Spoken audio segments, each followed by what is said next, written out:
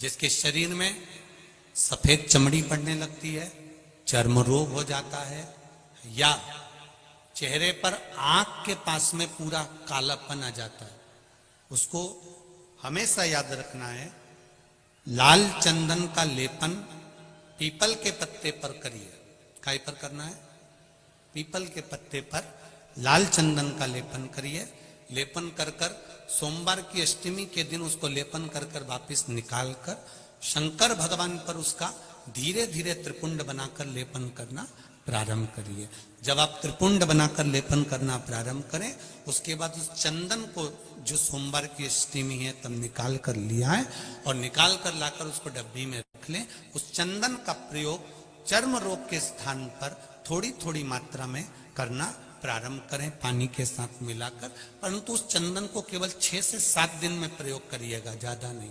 धीरे धीरे चमड़ी, परंतु उसको सोमवार की अष्टमी के दिन सिद्ध कर कर बनाना है। उसको सोमवार की अष्टमी के दिन चढ़ाना है श्री शिवाय नमस्तुभ्यम या ओम नमः शिवाय या पंचाक्षर मंत्र या महामृत्युंजय मंत्र, जो आपको आता हो, शिव जी का जो नाम आपको याद हो उसको बोलकर चढ़ा दो। उसको लिया, फिर उसको अपने शरीर पर लगाना प्रारंभ करो। उसका फल आपको 15 दिन के अंदर धीरे धीरे धीरे धीरे प्राप्त होना प्रारंभ हो। लाल चंदन का प्रयोग शिव जी के लिए अवश्य। दूसरा, जब विषम परिस्थिति आ जाए, ऐसा लग रहा है कि आपने पशुपति व्रत कर लिया, सोमवार की अष्टमी का प्रयोग कर लिया, मैंने शंकर जी की आराधना कर ली, तो भी विषम परिस्थिति चल रही है, अभी तक कोई सुधार आने को तैयार नहीं है, तब शंकर जी के मंदिर में जब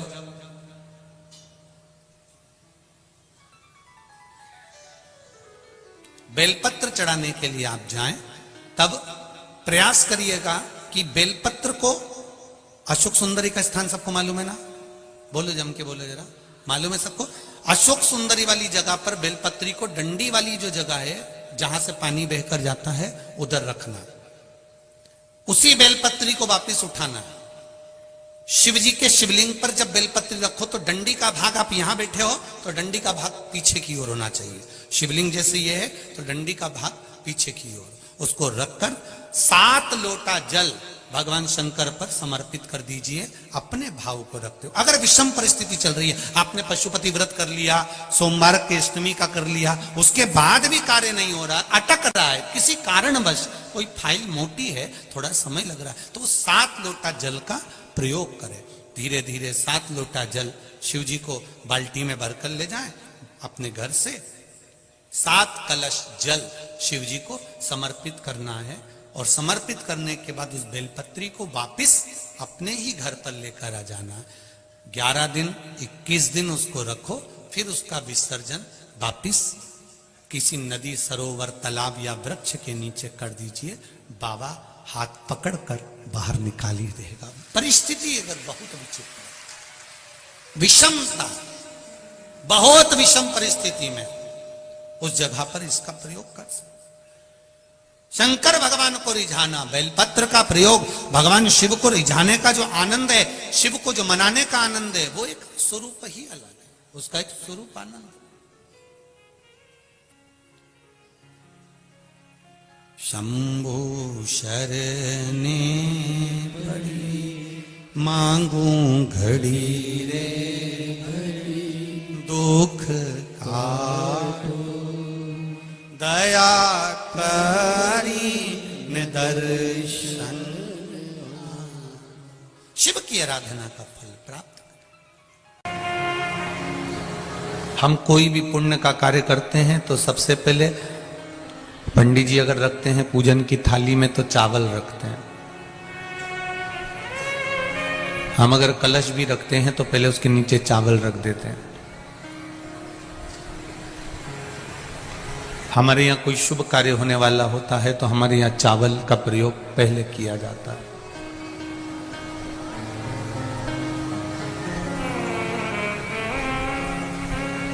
सारी चीजों का प्रयोग बाद में है, पहले चावल का प्रयोग है। अक्षत,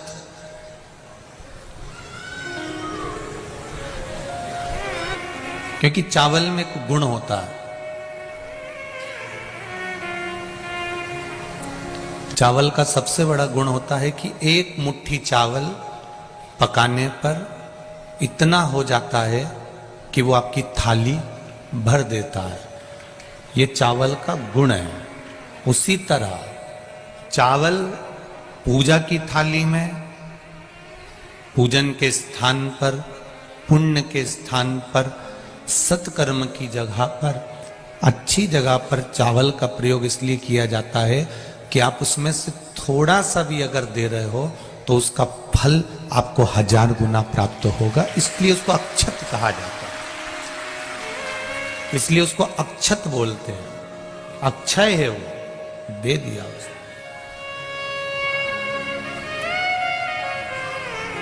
पुण्य, एक मुट्ठी चावल को हम पकाते हैं तो इतना सारा हो जाता है, उसी तरह पुण्य थोड़ा सा करने पर इतना हो जाता है। हम थोड़ा सा भी कर रहे हैं तो उसका फल हमको मिलता जरूर।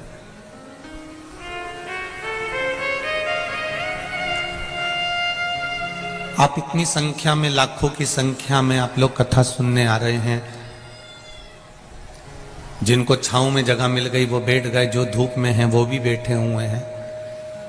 और कोई 2 बजे कथा चालू होती है तो तुम क्या 2 बजे धूप में आके थोड़ी ना बैठते हो।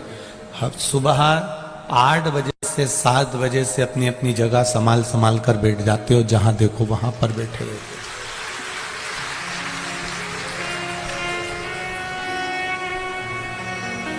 शायद कानपुर के लोग कह रहे थे, अभी कल्याणपुर वाले, हम सुबह जब आनंदेश्वर गए तो बता रहे थे इतना इंतजार तो गुरुजी शायद ही कानपुर वासियों ने किसी कथा का करा होगा जो आपका कथा का।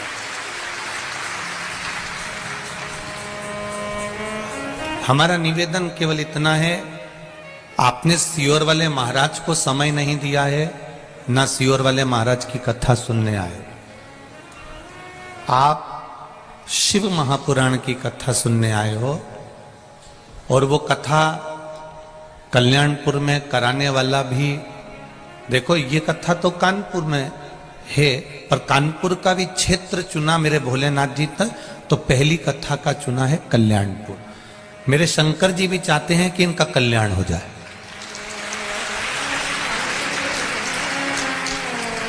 कल्याणपुर क्षेत्र चुना, और ये कथा, ये जितने भी जजमान बने हैं या जितने भी आयोजक समिति है, ये इनके बस की नहीं थी। इनने तो पहले दिन की भीड़ देख के ही हाथ पटक दिए थे। सीधी बात है, जो है वो है। पर प्रशासन ने भी इनका कदम से कदम मिलाकर 2 कदम आगे चलकर पुलिस प्रशासन ने और यहां की प्रशासन ने साथ लिया। इनका साथ पत्रकारों ने, यहाँ के विधायक महोदय हुए, आमदार खासदार अर्थात आपके यहाँ क्या बोलते हैं, महापौर आदिक जो भी हैं, उन्होंने पार्षद आदिक जो भी हैं, उनका बहुत सहयोग और कहीं ना कहीं किसी न किसी रूप में मिला।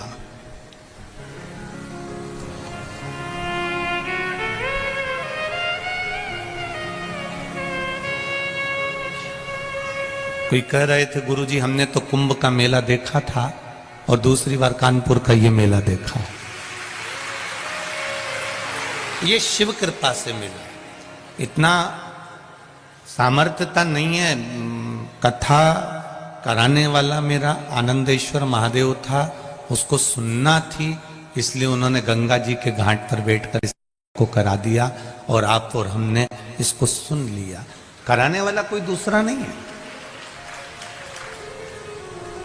मीडिया संघ ने इसको पूरा लिख लिख कर जनमानस तक भेज दिया। बहुत दूर दूर तक मीडिया ने इसको पहुंचाया। अपनी कलम का सदुपयोग करा जो इनको माता सरस्वती ने प्रदान करी है। वो कलम का प्रयोग इन्होंने अपने माध्यम से किया और उसका सुख संपूर्ण विश्व को मिला।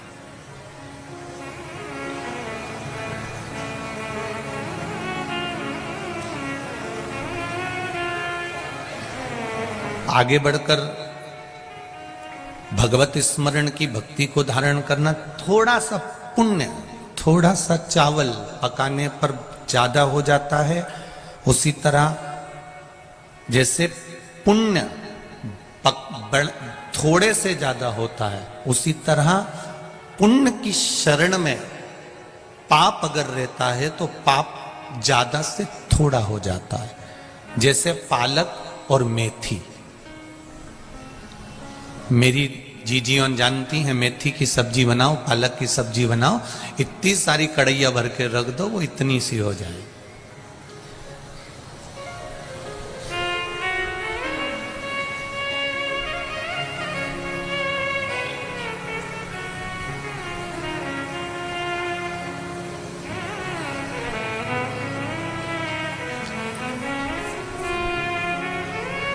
यहां पर ऐसा नियम है कि नहीं मालूम नहीं, पर मारवाड़ियों में ऐसा नियम है। मारवाड़ियों में एक नियम होता है कि जब कोई मरता है, मरने के बाद में जब उठावना होता है, उठावना होने में जो पुरुष होते हैं वो मंदिर जाते हैं, मंदिर से जब वापस आते हैं तो घर की स्त्रियां पालक लेकर खड़ी रहती हैं। अब यहां है कि नहीं मालूम नहीं, पर मारवाड़ में ऐसा नियम रहता है। अब वो पुरुष आया, स्त्रियों ने उस पालक को थोड़ा सा दिया, क्यों, उसका कारण क्या होता है? उसका कारण केवल इतना है कि कहीं कोई पाप कर्म अधिकता में रह गया हो तो परमात्मा उसको थोड़ा कर दे और हमारा जो पुण्य है उसको प्रबल कर दे। पुण्य की प्रबलता हो जाए और पाप थोड़ा हो जाए। महाराज,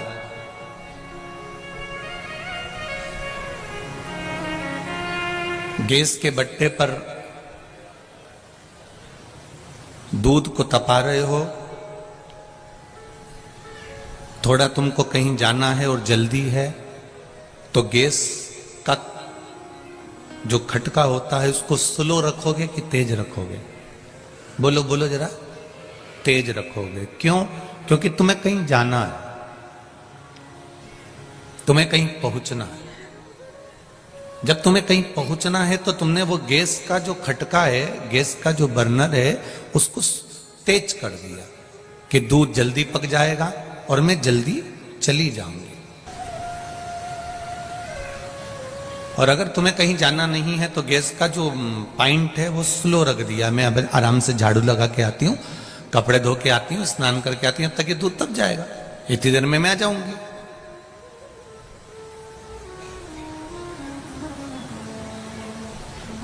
भजन का भी ऐसा ही बल है।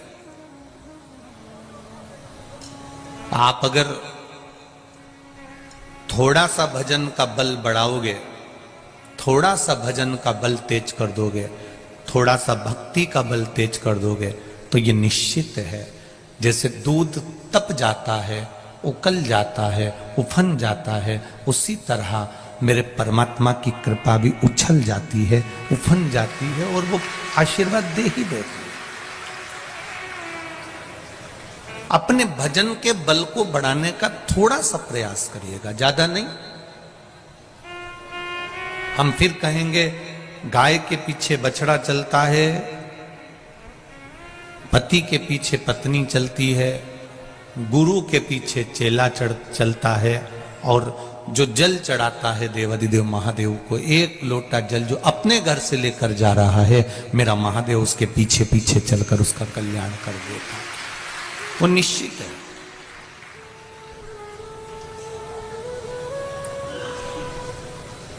आज एक कोई कह रहा था, गुरुजी ईश्वर तो हमारी सुनता ही नहीं है, भगवान तो हमारी सुनता ही नहीं।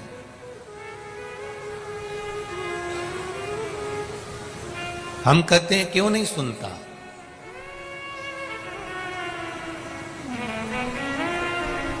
उसका कारण केवल एक है, गुरुजी मैंने 2 घंटे भगवान का भजन करा, मैंने श्री शिवाय नमस्तुभ्यम का जाप करा, मैंने पूजन करी, मैंने अर्चना करी, मैंने आराधना करी, मैंने पाठ करा, मैं शिव जी के रोज मंदिर जाता हूं, रोज अभिषेक करता हूं, रोज अर्चना करता हूं, उसके बाद भी भगवान मेरी क्यों नहीं सुनता?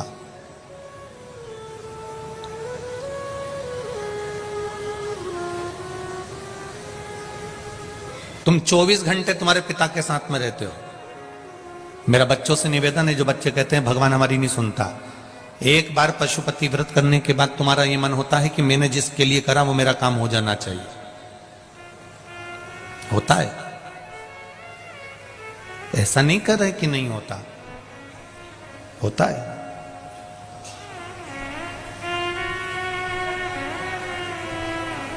ईश्वर हमारी क्यों नहीं सुन रहा?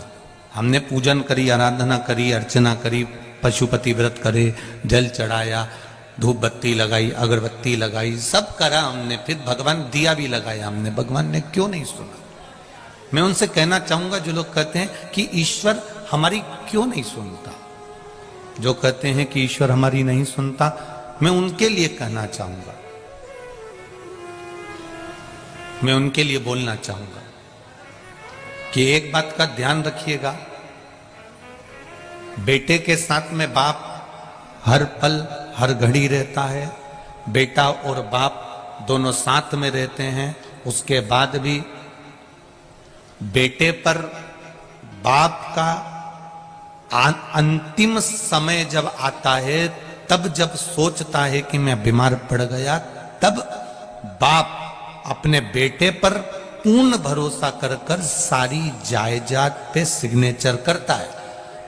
क्या इससे पहले कर देता है क्या? कि तुम 2, 4, 8 साल पिता के साथ में रहे, 10 साल साथ में रहे और वो तुमको अपना मकान दे देगा, अपनी दुकान दे देगा, अपनी जमीन दे देगा, अपनी जायदाद दे देगा?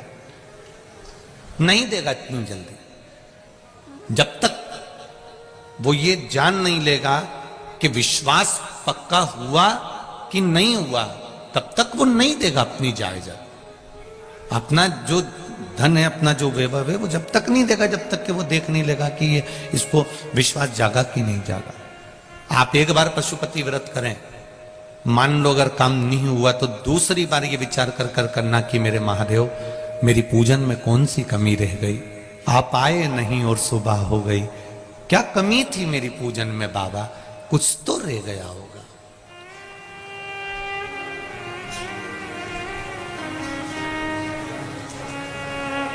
कई लोग कहते हैं गुरुजी हमने बेलपत्री और शहद वाला भी प्रयोग करा, परंतु सबका हुआ, हमारा क्यों नहीं हुआ? तो हम उनसे कहना चाहेंगे कुछ ना कुछ त्रुटि तुम्हारी जरूर होगी। तुम परीक्षा देने जा रहे हो, मना नहीं है, खूब पढ़ाई करी है तुमने, खूब अच्छे से पढ़ा है, जिस दिन तुम्हारा एग्जाम है उस दिन तुमने क्या देवाधिदेव महादेव को बेलपत्र चढ़ाई है?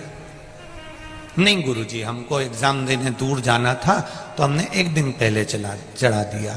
तो हमने भी कह दिया तुमने एक दिन पहले खाया था, फिर उस दिन मत खाना जिस दिन तुम्हारा एग्जाम था।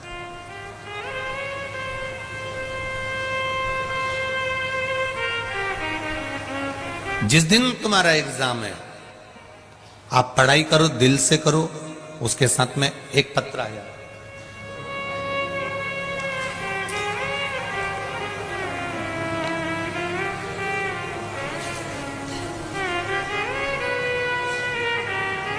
प्रिया मिश्रा,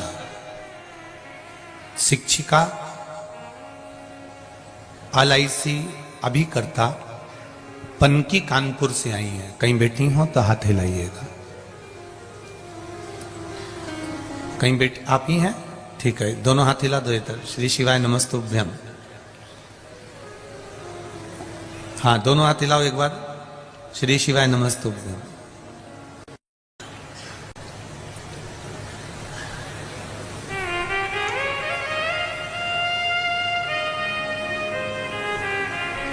मैं क्या वर्णन करूं गुरुदेव,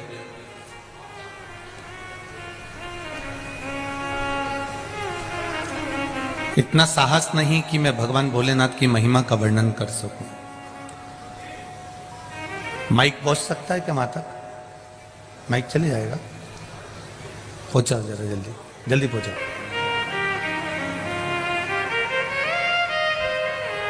कार्यकर्ता एक दूसरे को माइक देते जाओ, पहुंच जाएगा। हाँ हाँ, पहुंचाइए, एक दूसरे को दे दो, दे दो, यहीं दे दो एक दूसरे को। हाँ, एक दूसरे को तो बढ़ाते जाओ। हाँ, दो, बढ़ाइए। हाँ, दो, यहीं दो बाबा, कहाँ ले जा रहे हो? हाँ, दो। नीचे लेडीजों को दे दो, वो तो बहुत समझदार है मेरी माता है, वहीं बैठे बैठे ही बढ़ा देगी, खड़े होने की जरूरत ही नहीं पड़ेगी। हाँ देते जाओ, देते जाओ, जरा उधर पहुंचाओ। हाँ देते जाओ उधर, बाकी की बैठते जाओ आप लोग। हाँ बढ़े जाओ, देते जाओ उधर। हाँ देते जाइए। श्री शिवाय नमस्तुभ्यम गुरुजी। श्री शिवाय नमस्तुभ्यम दीदी, कैसे हैं आप? बहुत अच्छे हैं। कहाँ से आई हैं? मैं पनकी से आई हूँ। पनकी कानपुर। हाँ, पनकी में कहाँ रहती हैं? पनकी गंगागंज रहती हूँ, गणेश शंकर विद्यार्थी नगर। अच्छा, क्या नाम है आपका? प्रिया मिश्रा नाम है मेरा।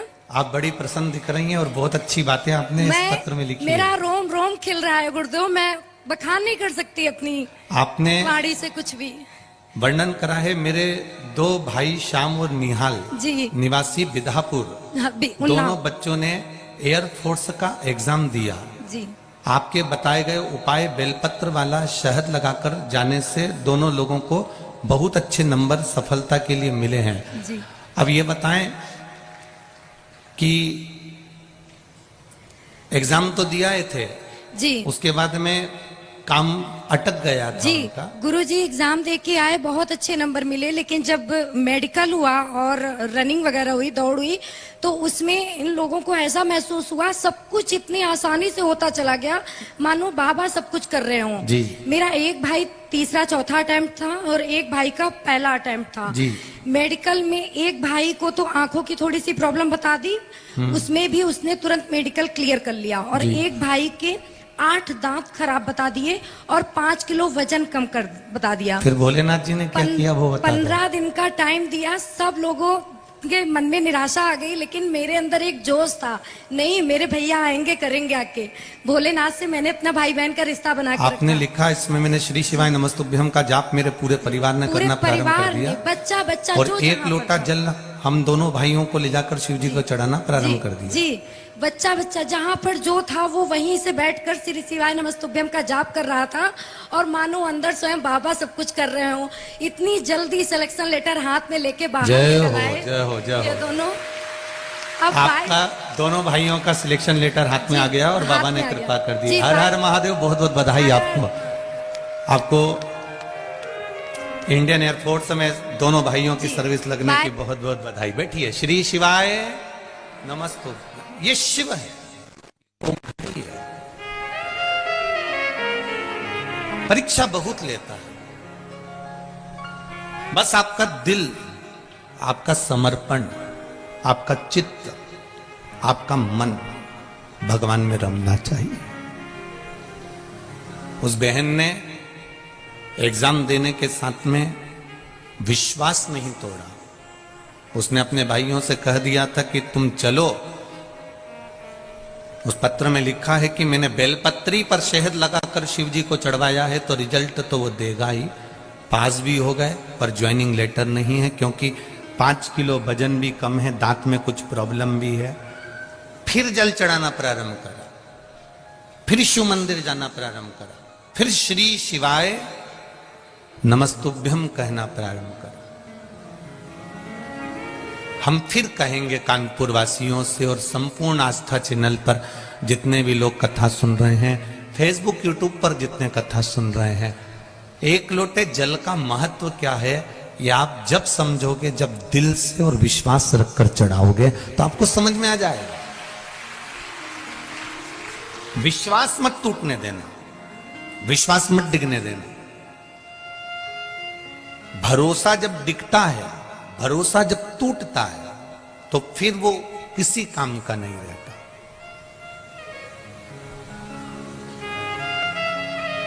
प्रहलाद से पूछा गया था कि इस खंबे में तेरा भगवान है? वो प्रहलाद ने कह दिया था खंबे में भगवान है।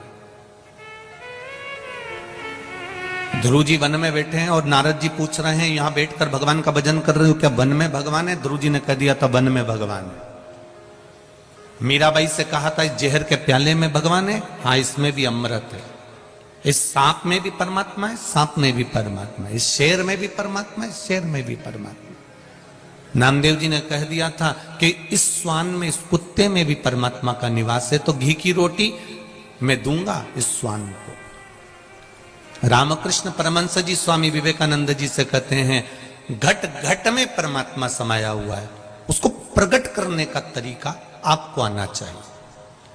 आपके शरीर में भी अग्नि है, इसलिए पंच तत्व में जब ये शरीर विलीन होता है तो अग्नि भी अपना शरीर भाग ले जाती है। आप थोड़ी देर हाथ घिसेंगे, अग्नि प्रकट हो जाएगी। बोलो होती कि नहीं होती? हाथ गर्म हो जाता है, और तेज घिसो तो छाला पड़ जाएगा, अग्नि प्रकट हो जाएगी। कपड़ों में भी अग्नि है, पत्थर में भी अग्नि है, लकड़ी में भी अग्नि है। ऐसी कोई वस्तु जिसमें अग्नि का भाव नहीं है, बस थोड़ा सा हाथ घिसोगे अग्नि प्रकट हो जाएगी। परमात्मा सब में है, कंकर में शंकर है, हर जगह पर मेरा देवाधिदेव महादेव बैठा हुआ है, प्रत्येक जगह पर बैठा हुआ है, उसको प्राप्त करना पड़ेगा। कई लोग हमसे कहते हैं, गुरुजी आप तो कहते हो कि शंकर जी के मंदिर जाओ, तुम्हारे घर के पास में जो शिव जी का मंदिर हो वहां जाओ,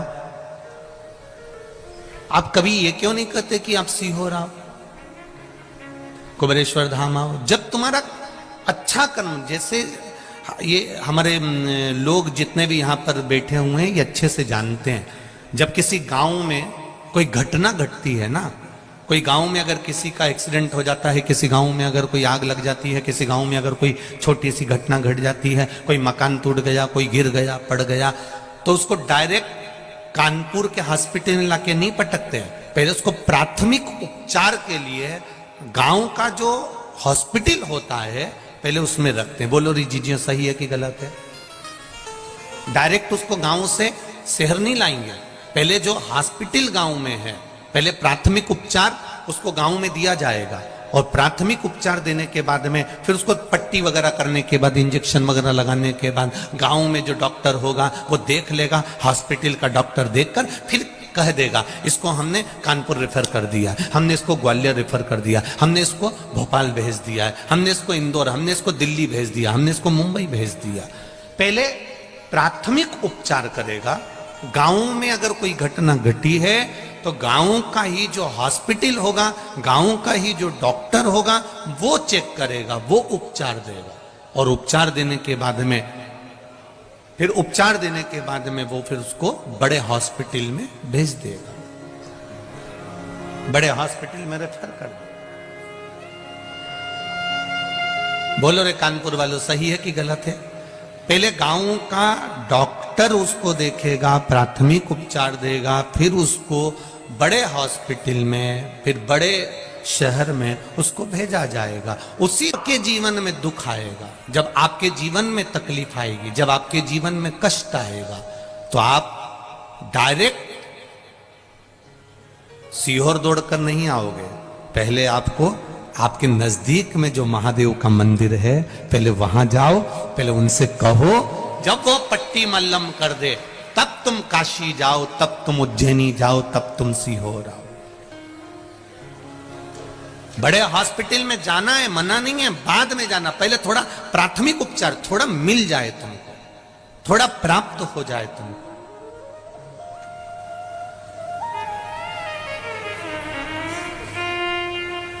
हम कथा करवाने वालों से हमेशा कहते रहते हैं कि कभी कर्जा रखकर कथा मत करवाना, कभी कर्जा लेकर कथा मत कराना। व्यवस्था करना है, तुमसे कोई 25 लाख, 50 लाख, 100 लाख, 1.5 लाख, जो कभी आपके सम्मुख में नहीं कि 25 लाख मांग लियो, महाराज ने 50 लाख मांग लियो, कि 40 लाख मांग लियो, कि 80 लाख मांग लियो। कर्जा रखकर कथा मत करवाना। कथा करवाना तो तुम्हारे पास में जब मेरा देवाधिदेव महादेव, और अभी भी कहकर जा रहा हूं कानपुर वासियों के लिए, जब मेरा बाबा तुम्हारे मन में अगर बात आ जाए कि मुझे भी कथा कराना है, तो मेरे बाबा से एक बार दिल से कहना, बाबा इतना देना कि एक बार मैं भी कथा कराऊं, तो देगा, निश्चित है वो देगा। कथा तब कराओ जब वो दे दे, कर्जा लेकर नहीं।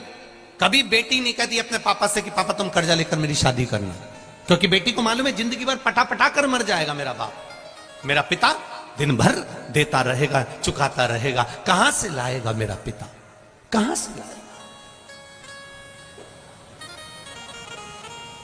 कर्जा रखकर ना तो कथा करवाई जाए और ना विवाह किया जाए। जितना अपना चादर है, भगवान से कहो मेरे घर में बेटी तूने दी है तो शादी भी तू ही करेगा।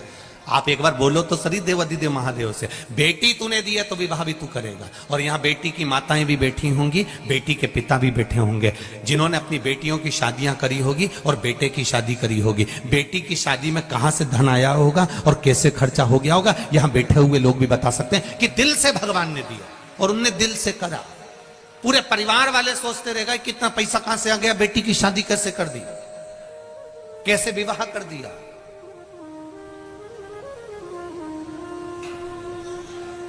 आप उससे कहो, मेरे आनंदेश्वर महादेव से, मेरे विश्वनाथ से, मेरे महाकाल राजा से, मेरे त्रिकालदर्शी, मेरे कैलाशी, मेरे अविनाशी, मेरे कुबेर भंडारी से कहो कि वो दे तुमको और तुम कथा कराओ। हमारे ये जितेंद्र जी शुक्ला जी के साथ के जितने भी मित्र मंडली है, जितने भी जजमान परिवार है, वो रोज कहते हैं गुरु जी ऐसी कृपा करो, ऐसी कथा होती रहे। हम तो भगवान से यही प्रार्थना करके जाएंगे कि बाबा आप लोगों को खूब देता रहे और आप ऐसे ही सत्कर्म करते रहे। आज भी यजमान हमको जब लेर कर आए तब बोल रहे थे, कल वाले भी बोल रहे थे, परसों वाले, हमने उनसे एक ही बात कहा, बाबा से विनती करो, बाबा करेगा। उससे बस निवेदन करना हमारा काम है, हम कह सकते हैं बस, इससे ज्यादा कुछ। तेरे मंदिर में आना मेरा काम है और मेरी बिगड़ी बनाना तेरा काम। कोई सम्मुख नहीं आता। अंत समय तक, जन्म से लेकर मृत्यु तक कोई तुम्हारा साथ देने वाला नहीं होगा। माता के गर्भ से जब पैदा होगे तब भी अकेले होगे और मरोगे तब भी अकेले रहोगे। कोई साथ नहीं देगा। जो माँ के गर्भ में तुम्हारा पेट भरेगा, जो माता के स्तन में दूध देगा, वो ही मरते समय तुम्हें कफन देगा, वही लकड़ी देगा, वही अग्नि देगा, कोई दूसरा नहीं। जब तन में उठेगी ज्वाला, कोई पास न आने वाला।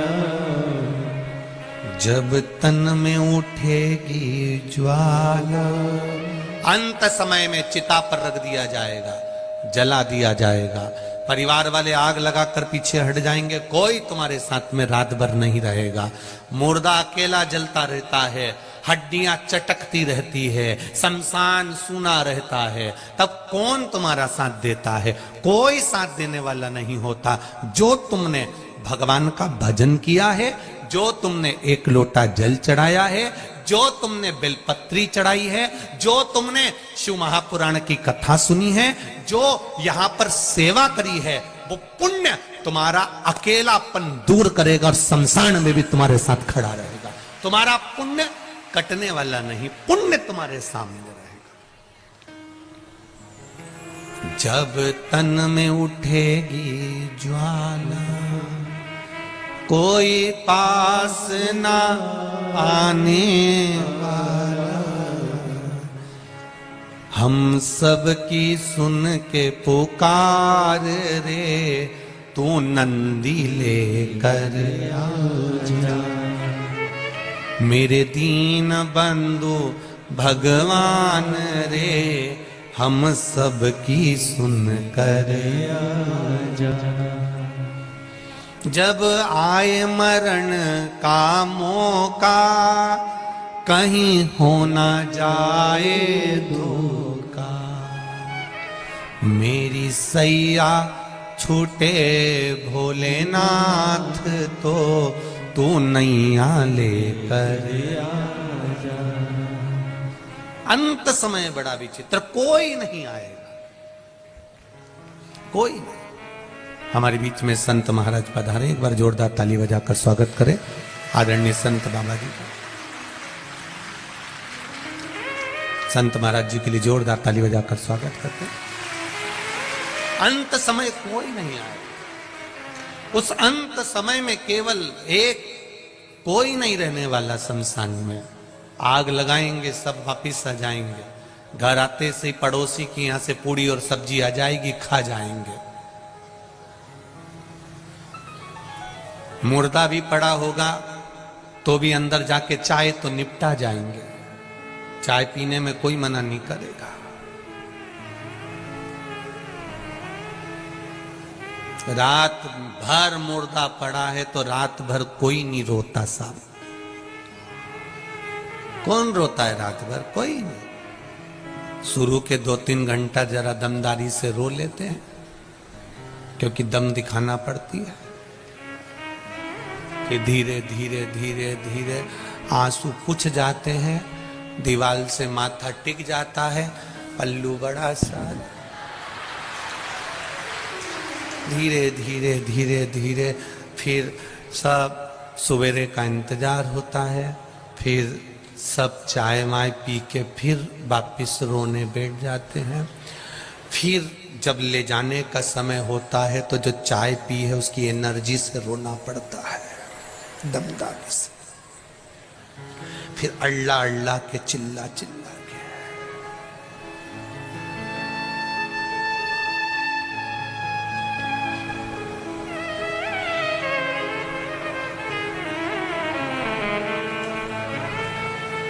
सब वो कहते हैं ना, एक राजा के लड़के के 4 मित्र थे, एक 24 घंटा साथ रहने वाला,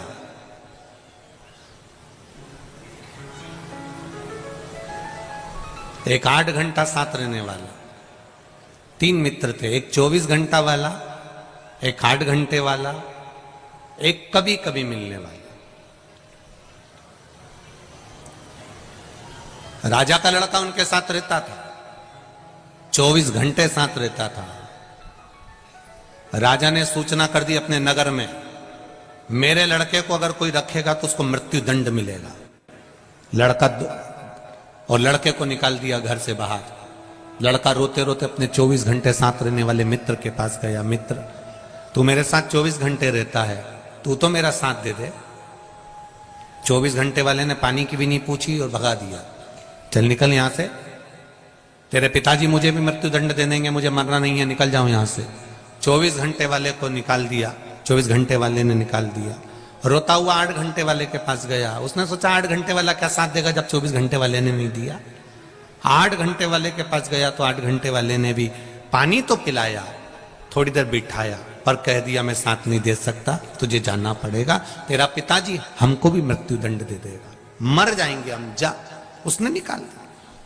उसने कहा जब 24 घंटे साथ रहने वाले ने साथ नहीं दिया, 8 घंटे वाले ने साथ नहीं दिया, तो कभी कभी मिलने वाला क्या साथ देगा। गया वो कभी कभी मिलने वाले के पास, उसने कहा बहुत दिनों के बाद आया रे, सालों हो जाती है तू तो आता ही नहीं है। हाँ मित्र, बस आया हूं तेरे यहां रहने के लिए। मेरे पिताजी ने पूरे नगर में सूचना करी है, जो मेरे बेटे को रखेगा उसको मृत्यु दंड दिया जाएगा। कभी कभी मिलने वाले ने कह दिया तू चिंता मत कर, तू मेरे पास रहे, तेरा पिताजी अगर मुझे मारेगा तो मैं मरने को तैयार हूं, तू तो आराम से रहे मेरे पास में, खा पी मौज कर। कभी कभी मिलने वाले ने अपने पास रख लिया। राजा को सूचना मिली, उसने उसको बुलाया, पूछा तुमने मेरे बेटे को रखा? हाँ। तुम्हें डर नहीं है? नहीं है। राजा ने अपने लड़के को राजपाट दे दिया, जो कभी कभी मिलने वाला था उसको मंत्री बना दिया। कभी कभी मिलने वाले को मंत्री बना दिया, राजपाट राजा के लड़के को दे दिया। ये समझने वाली बात है कि राजा के लड़के के 24 घंटा, 8 घंटा और कभी कभी वाले मित्र कौन थे, तो हम समझें 24 घंटा साथ रहने वाला, इस आत्मा के साथ रहने वाला ये शरीर है। जब प्राण छूटता है तो सबसे पहले ये शरीर साथ छोड़ता है। इसके ऊपर कितना खर्चा करा तुमने 24 घंटा, एक से बढ़कर एक साबुन से नहाए, एक से बढ़कर एक क्रीम लगाया, एक एक घंटे तक धागे से।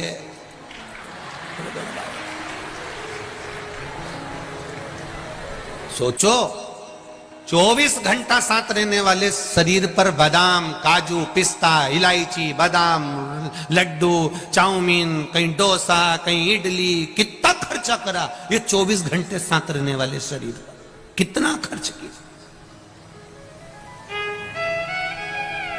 और 24 घंटे साथ रहने वाले शरीर ने सबसे पहले साथ छोड़ा है इस आत्मा का। यह आत्मा का साथ सबसे पहले शरीर छोड़ता है, जिसके ऊपर तुमने करोड़ों रुपए खर्च कर दिए।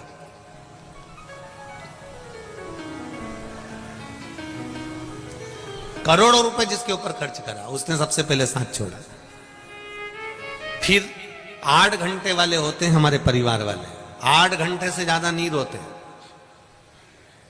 तुम अंदाजा लगा के बैठ जाना, रात को मरेंगे तो 2-3 घंटा जब दमदारी से रोएंगे, रात भर लाश को पटक देंगे दिया लगा के, दिया और अगरबत्ती, सुबह सुबह फिर तैयारी, 2-3 घंटा जब दमदारी से रो लेंगे। ऐसे मिला के केवल 6 घंटा तो ये हो गए। 2 घंटा इन्होंने बचा के रख लिए, जब भी कोई मिलने आएगा तो 1-1 सेकंड के लिए तो रोना पड़ेगा। उसका पूरा हिसाब लगाया जाएगा तो 8 घंटे के पहचान वाले हैं। जैसे ही कोई आया रहता है, माताएं अपने काम में लगी रहती है, और जैसे ही कोई आके बैठा और इनने पल्लू डाला करना, और पूरी कहानी सुनाएंगी फिर धीरे से। अच्छा, जो मिलने आता है उसमें इतनी अक्ल ही नहीं होती। जब मिलने आया उसको पूरे नगर वालों को मालूम है इसको अटैक आया था, कि एक्सीडेंट हुआ था, कि शुगर बढ़ी थी, कि बीपी बढ़ा था, कि कैसे मरा था, सारे गांव के लोगों को मालूम है। उसको भी मालूम है कि कैसे मरा, परंतु आते से पूछेगा क्या हो गया था बताओ। और कहने वालों को भी शर्म नहीं आती, वहीं बैठे बैठे रात को तो अच्छे थे, मक्का की 2 रोटी खाई, 3 कटोरी कड़ी पी थी, मेरे से बोले मैं बाथरूम से आया, बाथरूम से आए बस जी बस। अब इनको सुनाई, ये गए, दूसरे आ गए। फिर उनने पूछा क्या हुआ था, फिर ने मक्का की 2 रोटी खाई थी, कड़ी भी 3 कटोरी भी थी। जितने आ रहे हैं ना सबको यही बात बताई। तो एक ही बात तुम्हें सबको बताना है तो एक सीडी बनवा लो और प्लेयर में लगा दो, जैसे कहीं का है ना खटका चालू, ऐसे मरा था ये। पूछने आने वालों को भी शर्म नहीं आती और बताने वालों को भी नहीं आती। पूछने जाने वालों से निवेदन है, अगर किसी के मरे में बैठने जा रहे हो तो कैसे मरा ये मत पूछो, थोड़ी देर बैठकर राम नाम और कृष्ण नाम और शिव नाम का भजन कर लो तो वो तर जाएगा। 10 दिन तक हमारे शास्त्र, हमारी पुराण, गरुण पुराण भी कहती है कि 10 दिन तक जीवात्मा घर की अटारी पर रहती है। अगर किसी के प्राण छूटते हैं तो मिलने क्यों जाते हैं? हमारा शास्त्र कहता है मिलने इसलिए जाते हैं कि वहां बैठकर थोड़ा सा भगवान का नाम जपना। नाम जपोगे तो वो जीवात्मा जो उस घर में 10 दिन तक है वो तुम्हारे भजन से टर जाएगी। पर हम उल्टे हैं। तुम भी गए होगे कजन कित्तों के यहां, तो बोलो भजन करते हो वहां बैठ के? नहीं, कोई नहीं करता। थोड़ी देर बैठे हो, जितनी देर बैठे हो उतनी देर परमात्मा का नाम ले लो। सीताराम, राधे श्याम, शिव शंकर, ओम नमः शिवाय, जो तुम्हारा मन पड़े। 8 घंटे साथ रहने वाले भी शमशान तक साथ निभाने के बाद में वापिस आ जाएंगे। कभी कभी मिलने वाला होता है वो गुरु, जो साल में 2 साल में कभी कभी मिलता है और वो एक बार कह देता है घबराने की जरूरत नहीं है, शंकर भगवान की शरणागति में चले जा, फिर कुछ नहीं होगा। वो गुरु होता है।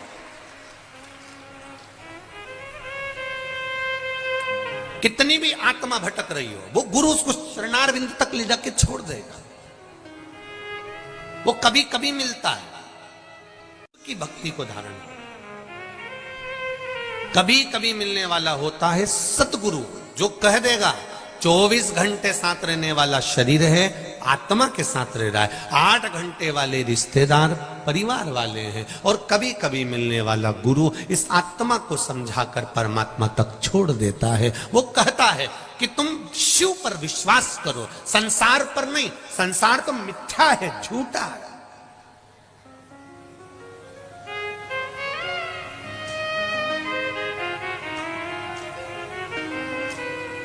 कथा सुनने अच्छे लोग भी आते हैं और चोटे भी आते हैं।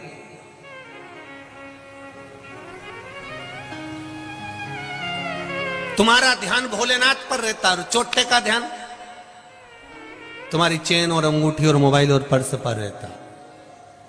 अब एक बात हम पहले भी कथा में कहे, आज फिर कहेंगे। तुम्हारी वस्तु चोरी चली गई 2 साल में, 3 साल में, वो जो चेन गई या अंगूठी गई या पर्स गया या मोबाइल गया, वो 2-1 साल में बाबा ने फिर तुमको दिला दिया। पर चोटा तो हर कथा में पहुंचता है, तो वो भी चोटा की चोटा ही रहता है।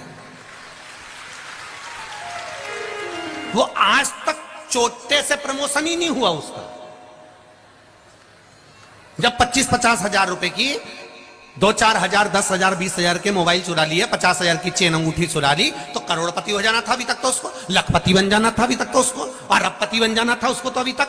पर अभी तक भी वो चोटा की चोटा ही है, उसका प्रमोशन ही नहीं हुआ बापड़े को। और जितने चोटे बैठे हैं, छुप छुप कर, उनसे निवेदन है, थोड़ा सा समझ जाओ। चोरी करने के लिए भी बहुत सारी जगह है, पर यहां गरीब जब आते हैं कथा सुनने के लिए, साधारण सा व्यक्ति आता है, उसका कोई सामान खोता है ना, दिल से बद्दुआ देता है। तुम्हारे पूर्वज भी रोते होंगे तुमको देखकर कि मेरी औलाद क्या गलत काम कर रही है। थोड़ा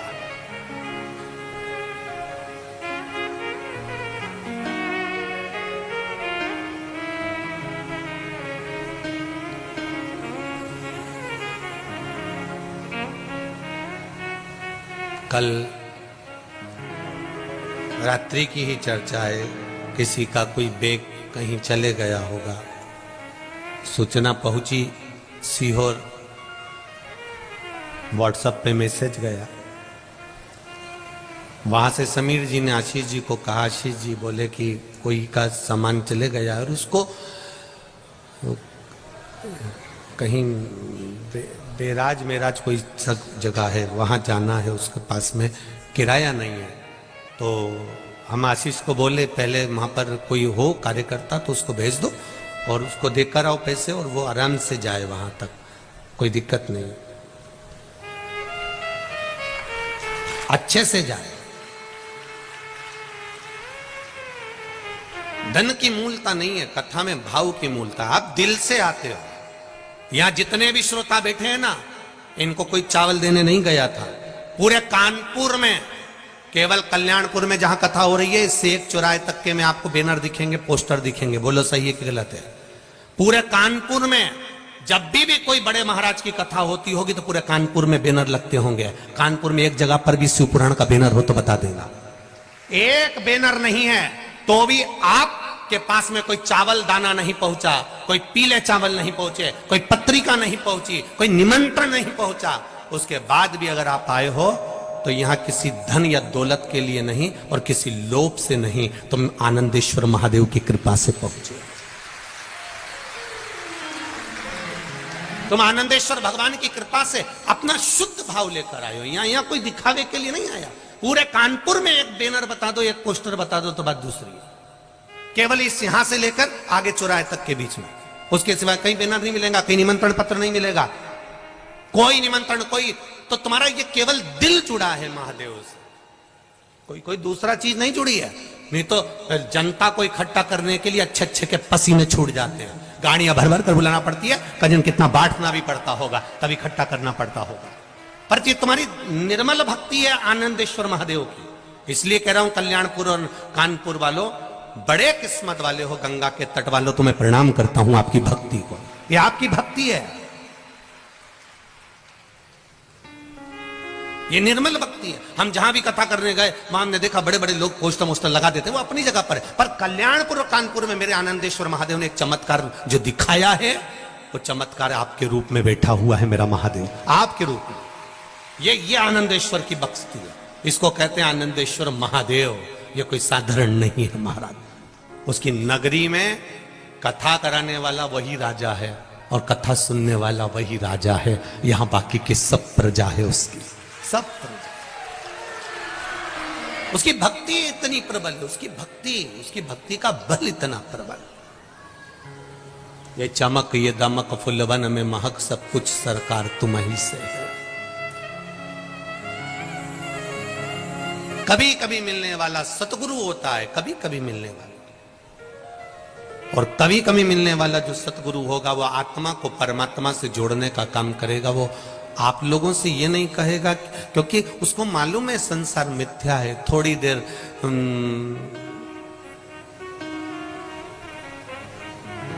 तो वो एक पहले एक कोई गीत बना था कि थोड़ी देर रोगे कि चाय पीने चले,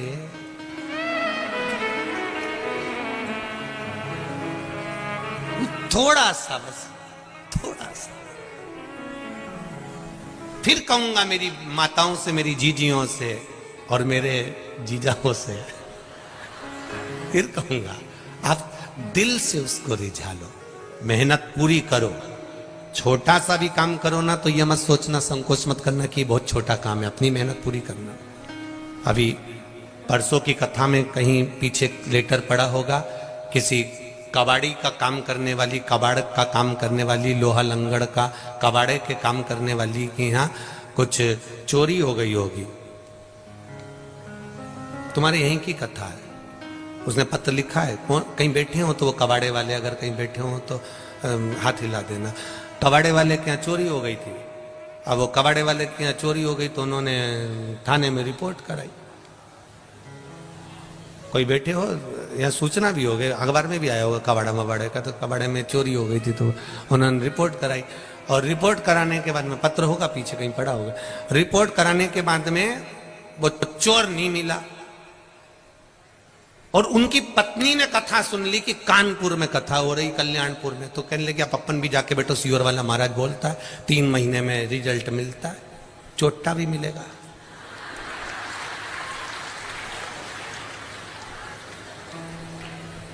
पत्र पीछे होंगे, मैं कहूंगा जब आपको समय मिले तो उसमें छाटना, कल बता देंगे। और कहीं बैठी हो तो जीजी हाथ जोड़ के निवेदन में खड़ी हो जाना। और उसने कथा आकर सुनी, और कथा सुन के जब घर गई तो उसके पति ने कहा चोर पकड़ा गया, चोर पकड़ा गया। कहां है? तो कि थाने में बंद है। थानेदार का फोन आया था कि चोर पकड़ा गया। ये शिव तत्व है, ये शंकर है। कहे दरोगा का फोन आया था, वहां चोर पकड़ा गया। कोई कबाड़ा वाला होगा यहीं कहीं का, तो उसके यहां हो गए। अब देखिए शिव भक्ति कितनी प्रबल होगी, शंकर का विश्वास कितना प्रबल होगा, इनको शिव वाणी में कितना विश्वास होगा। इसलिए आपको कल कथा में कहा था, हवा में केवल कचरा रुख बदलता है, हवा में पत्थर रुख नहीं बदलता। उसी तरह जो शंकर का उपासक होता है, शंकर का भक्त होता है, शिव को मानने वाला होता है, वो जरा से हवा के चक्कर में रुख नहीं बदलता, वो अपनी भक्ति में दृढ़ रहता है, दृढ़ रहता है। सावन का महीना है, जल चढ़ाने जा रहा है। गंगा उफान पर है, जल चढ़ाने जा रहा है। बरस रहा पानी, जल चढ़ाने जा रहा है। तपती हुई गर्मी है, जल चढ़ाने जा रहा है। ठंड पड़ रही है तो भी जल चढ़ाने जा रहा है। पत्थर ठंडा हो रहा है तो भी जल चढ़ाने जा रहा है। उसका विश्वास दृढ़ है,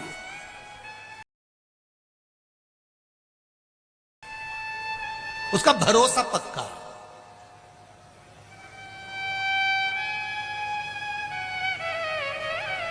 और जिस समय पर विश्वास दृढ़ हो जाता है, भरोसा पक्का हो जाता है, परमात्मा मिल जाता है। लोग कहते ईश्वर के, हम तो इतना पूजन करते, इतना पाठ करते, इतनी आराधना करते, इतनी अर्चना,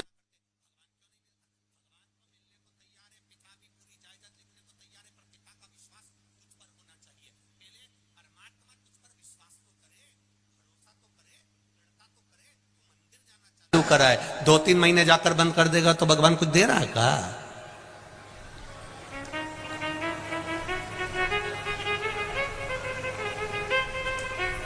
एक नौकरानी 2 महीना काम कर कर चली जाती है तो सेठानी उसको बहुत कुछ देती है क्या?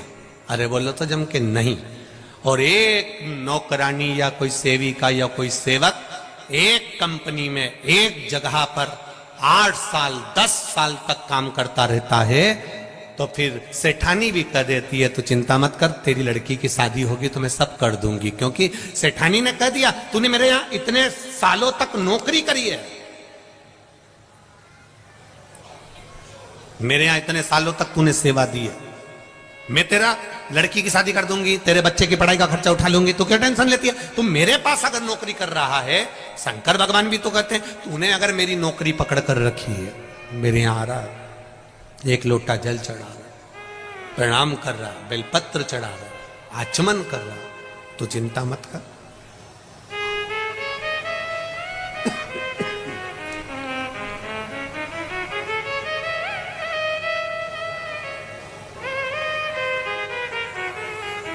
वरना औकात क्या थी मेरी, सबसे बढ़िया है सबसे खरी हो, भोले बाबा तेरी नौकरी, सबसे बढ़िया है सबसे खरी, तेरे दरवाजे की चाकरी, सबसे बढ़िया है सबसे खरी।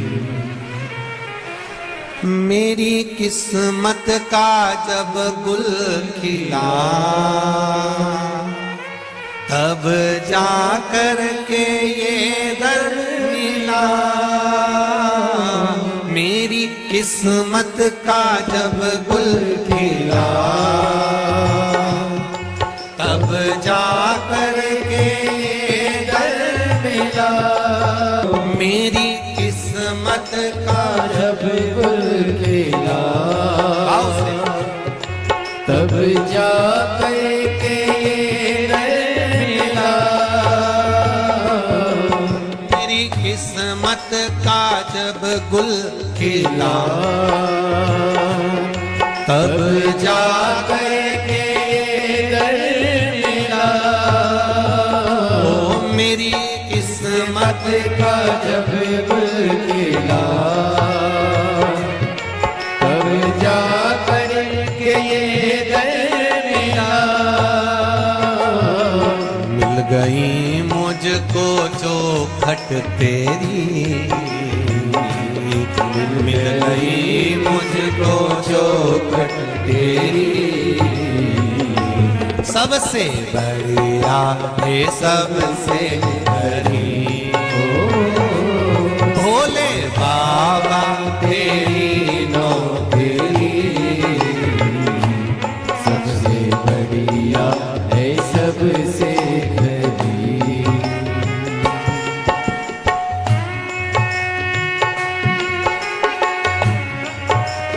जय हो।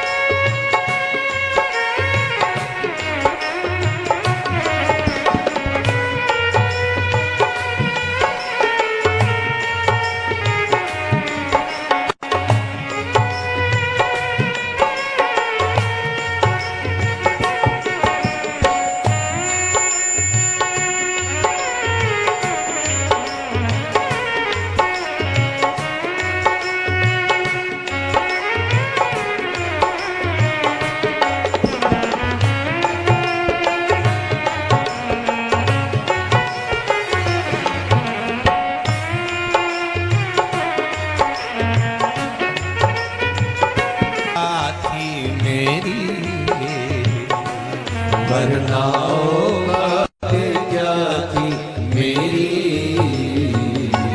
सबसे बढ़िया है सबसे बड़ी, भोले बाबा तेरी नौकरी, सबसे बढ़िया है सबसे खरी।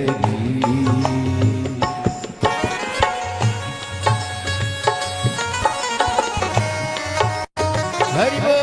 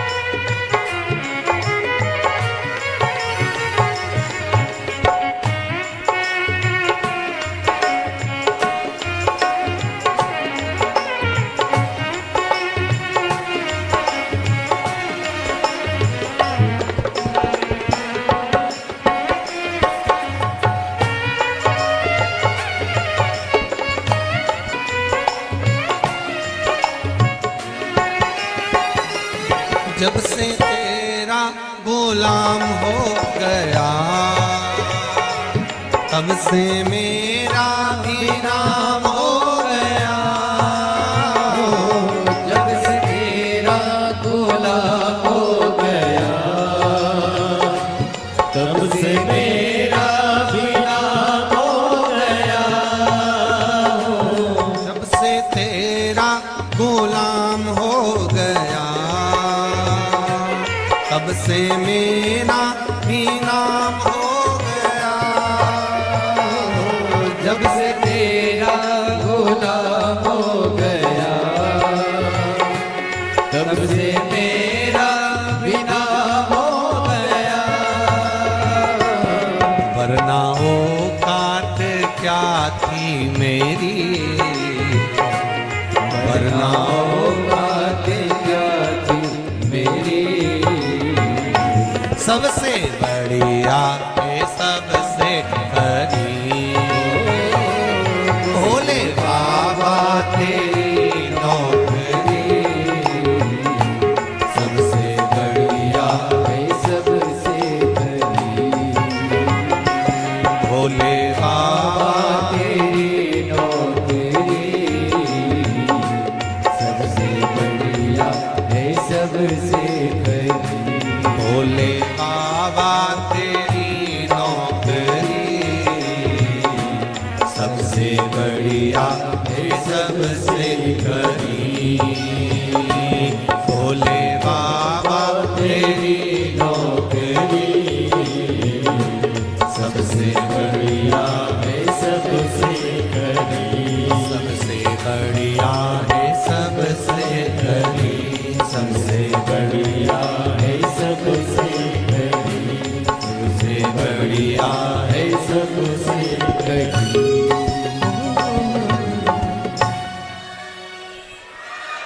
मेरी तनख्वाह भी कुछ कम नहीं, मेरी तनख्वाह भी कुछ कम नहीं। सबसे बढ़िया है सबसे करी। हर हर महादेव बोल बम का नारा है, बाबा एक सहारा। आपको बोलना है बाबा एक सहारा। बोल बम का नारा है, सहारा है। बस वो सहारा बनाओ, उसके चरणों का स्मरण। बैठिए अपनी जगह पर, बाबा से दिल से प्रार्थना करिए, बाबा आज कथा का 6वां दिवस हो रहा है, मेरी कृपा, आप कृपा बना कर रखना। मेरे मन के भाव जो है बाबा, मेरे ऊपर करुणा करते रहना। मेरे दिल की बात आप तक पहुंचे, इसलिए मैं कथा सुन रही हूं। भले आस्था चैनल पर सुनूं, फेसबुक यूट्यूब पर सुनूं, या इस पावन पंडाल में बैठकर सुनूं। बाबा मेरे विश्वास को दृढ़ बनाकर रखिएगा। सब लोग दिल से कहेंगे, भोलेनाथ से प्रार्थना करते हुए, श्री शिवाय नमस्तु, श्री शिवाय नमस्तु, श्री शिवाय नमस्तु, श्री शिवाय नमस्तु, श्री शिवाय नमस्तु। भोला सब दुख काटो मारा, ओ भोला सब दुख काटो मारा। शिव शंकर जपो तेरी माला, भोले बाबा जपो तेरी माला। भोला सब दुख काटो मारा, ओ भोला सब दुख काटो मारा। भगवान देवाधिदेव महादेव से अपने चित्त से कहिए, लाखों के दुखड़े जो तू हर गया डमरू वाले, तो मेरे दुखड़ों को देख कर क्यों डर गया डमरू वाले। हो सकता है हमारे दुख बहुत ज्यादा हो, हमारी तकलीफें ज्यादा हो, हमारे कष्ट ज्यादा हो, पर विश्वास भी तो ज्यादा होना चाहिए, भरोसा भी तो पूर्ण होना चाहिए। जब भरोसा पूर्ण होगा, विश्वास दृढ़ होगा, तो परमात्मा मिलेगा। अंधकासुर की कथा कर रही है। भगवान शिव तप में लीन थे, साधना में बैठे हुए थे। कुछ देर के लिए भगवान के नेत्र खुले। नेत्र खुलते से ही एक अश्रु निकला। वो आंसू से पुत्र ने जन्म लिया। वो अश्रु से एक बेटे ने जन्म लिया जिसका नाम अंधकासुर था। एक लड़का जन्म लेता है, एक पुत्र जन्म लेता है, अंधकासुर। जब अंधकासुर ने जन्म ले लिया, पार्वती जी ने उसको गोदी में ले लिया। शिव जी कह रहे हैं पार्वती इसको उठाकर फेंक दो, इस बालक को अपने पास में नहीं रखना है, इसको उठाओ समुद्र में डाल दो, क्योंकि ये मेरे नेत्र बंद करने के बाद जन्मा। ये मेरे नेत्र बंद करने के बाद जन्म लिया, इसको उठाओ और समुद्र में डाल दो, इसको नहीं रखना अपने। महाराज पार्वती जी ने उसको हृदय से लगाया, ये मेरा पुत्र है, ये मेरा बेटा है, और जब मेरा पुत्र है, मेरा बेटा है, तो मैं इसको कैसे मार सकती हूं, इसको कैसे मैं समुद्र में डाल सकती हूं।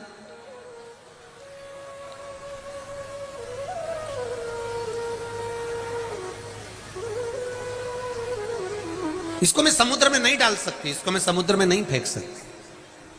माता पार्वती जी ने कह दिया।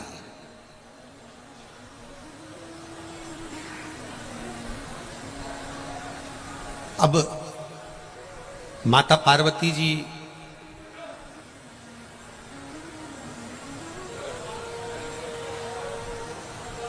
शिव जी से कह रही हैं भले कुछ भी हो, पर आपके द्वारा प्रकट हुआ है, इसलिए मैं इसको रख रही हूं गोदी में, इसको इसलिए मैं गोदी में ली हुई हूं, इसको मरने नहीं दूंगी मैं, मना कर।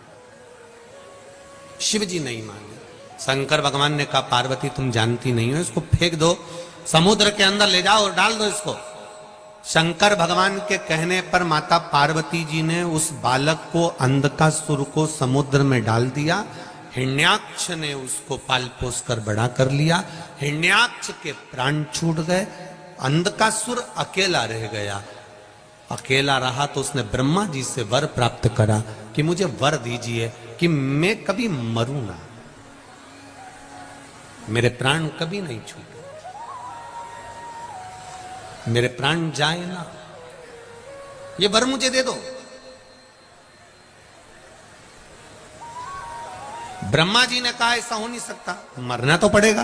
आपको कथा में पहले भी कहा, चाहे बादाम खाओगे तो भी मरोगे, नहीं खाओगे तो भी मरोगे, मरना तो है, निश्चित है, प्राण तो छूटेंगे। पहले भी कहा कथा सुनोगे तो भी मरोगे, नी सुनोगे, बोलो बोलो जम के बोलो, तो भी मरोगे। रोटी खाओगे, अरे बोलो तो भी मरोगे, नी खाओगे तो भी मरोगे।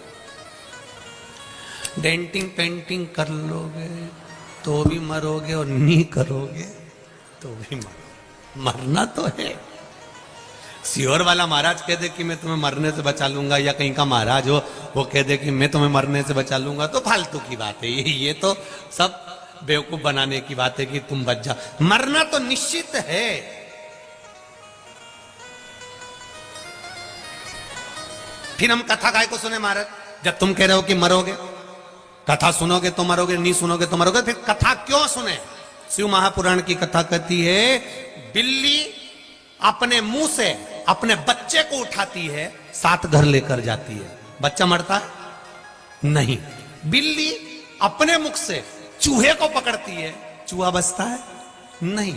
उसी तरह जो कथा सुनकर मरता है वो यम की कैद में नहीं पड़ता, जो ऐसे ही मर गया वो गया, फिर चूहे जैसा मसला। कथा सुनने वाला कभी भटकता नहीं है, कभी नहीं भटके।